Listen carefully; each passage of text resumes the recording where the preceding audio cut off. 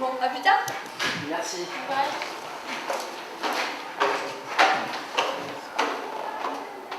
You're going to be alright hearing me over all the children? Yeah, it would be funny.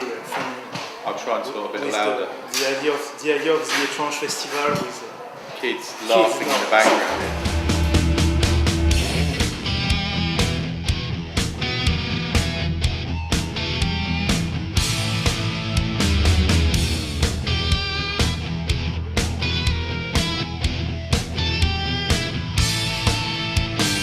What are we going to do then, Bill? We're going to find out who's behind all this. Garvey.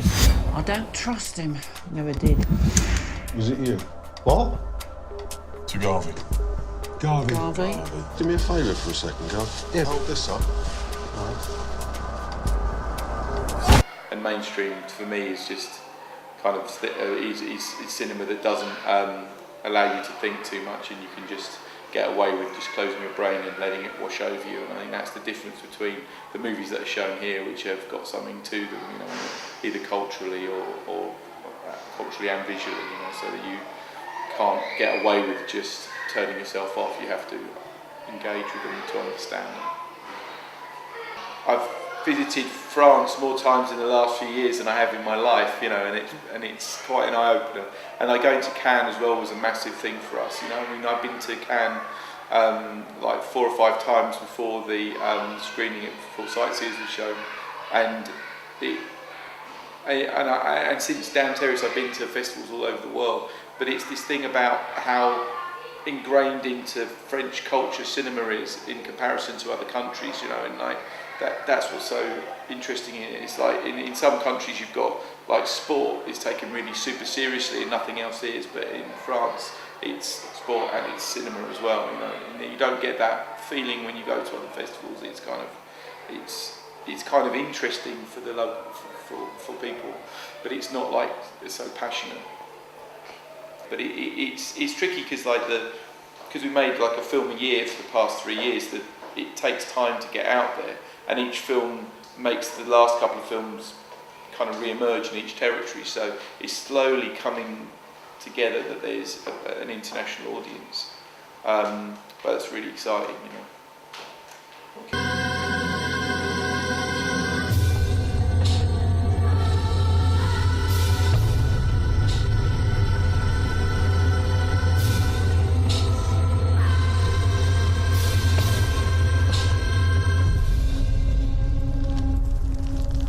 Bad people.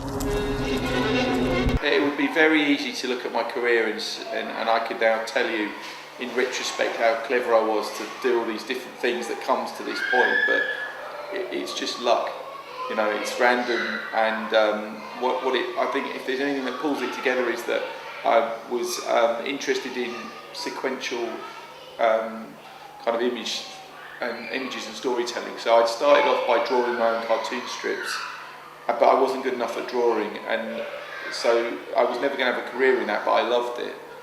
And I loved films, but I didn't understand how films were made, so I had to, it took me a long time to kind of understand about shooting and editing and script writing. And that's kind of how I've come to it relatively old.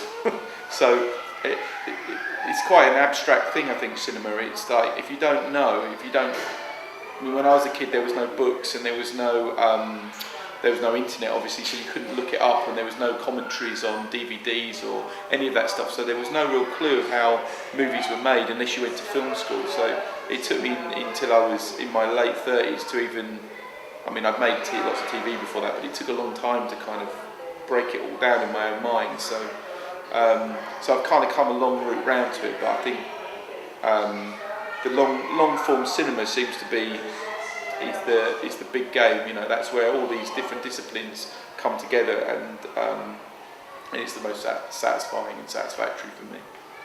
So that makes sense. Show me your world, Chris. Well, I thought we'd start with Cryptekeeper Tram Museum. Great. Dear Mum, Yorkshire is lovely, not like you said at all. They can smile, and they do sell my pasta sauce. The caravan bed is quite short, but Chris is a sensitive lover. Hope you can be happy for me. Love, Tina. you are going to pick that up. I didn't do that. If you don't pick up this excrement immediately, then I'm going to have to inform the National Trust. Report that to the National Trust, mate. I think the budgets of all the films I've done have been very small, and like the Down Terrace we paid for ourselves, so that was virtually no money. And then Killers we had a little bit of money, and Sightseers we've had a little bit more, but we're still not even, you know, if like an average Hollywood movie I think is 30 million, and then it's between 30 and 180 million. And Sightseers is 1.5 million, and Kill List is 700,000. So the films are low budget, but the thing is about it, I don't think it's not that we can't do it inside the system. There's different systems, you know. There's like a Hollywood system, which is, you know, like 30 million to 100 million for a big Hollywood movie. But then there's like smaller low Hollywood or low American movies, independent movies that are going for like 2 million to 5 million, say, tops. And then in the UK, there's movies that are getting made from like £200,000 or £0 to £200,000 to like 100 million. And then there's bigger budget stuff in the UK that will be like the stuff that like period dramas and stuff, which will be coming in at like, I don't know, 10 million, 15 million. So there's lots of different ways of working, you know, and I think that there's also like a general cap on how much things can cost because of how the distribution thing works in the world. So, you know, you get like, if you make a movie, then you can sell it to loads of different places around the world for certain amounts of money, right? But you can add all those amounts of money up, and that's how much your budget is of a movie. So anyway, well, the point of it is that yeah, it's not working inside the system or outside the system. There's lots of different systems. There's often different ways of getting money. But the less money that you use, the better, really, because then you've got your own, you control things, you know, much more. Never thought about murdering innocent people before. He's not a person, Tina, he's a Daily Mail reader. Say one word and it's... I get it, it's just thinking outside the box.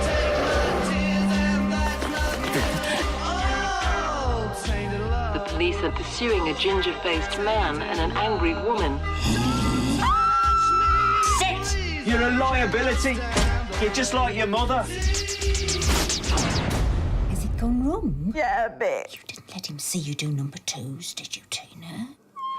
I think more of these romantic comedies should end with people committing suicide. It would be much better. You know, if Notting Hill had ended with them cutting a throat, I think would have been good. I think it's very dangerous to take sides in the film, in any film. You don't want to set people up and kind of go, you know, they're like, you have a point of view about them, or even a moral point of view, because because it's not about the idea of criticising people per se. You know, you've got to get, and that's what I try to do in the movies, is give them as rounded life as possible. So you see them in good light and bad light, and you see them living, and you see them experiencing lots of different things, so that you can make the decision yourself about how you feel about them. Because if you set up from a point of view of saying someone is bad, then you're already restricting your view a lot, I think. So the films are reasonably ambiguous about the judgment about what these people are like.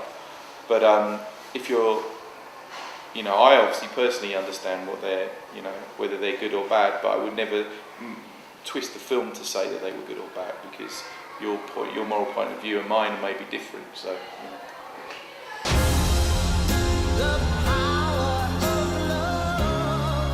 We both said what a nice couple we thought you were. Oh, I love her. I can fly! Everyone else seems to find it so easy to express themselves. I mean, even you've got your knitting. Have you had a nice holiday? Yeah, had a brilliant holiday.